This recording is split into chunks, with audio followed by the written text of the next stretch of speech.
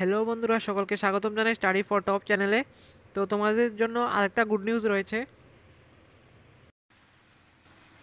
তো তোমরা যারা জিডিএস এর মধ্যে ইন্ডিয়া পোস্ট জিডিএস এর মধ্যে অ্যাপ্লাই করেছিলে 2024 জিডিএস এর মধ্যে অ্যাপ্লাই করেছিলে, তো তোমাদের জিডিএস এর ফোর্থ মেরিট লিস্ট রিলিজ করা হয়েছে।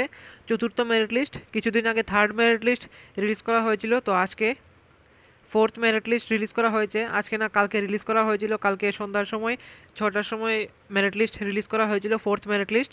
তো এটা হচ্ছে ফোর্থ মেরিট লিস্ট। প্রথমে রয়েছে আগরতলা ডিভিশন। আগরতলা ডিভিশনের মধ্যে 17 জনের নাম রয়েছে।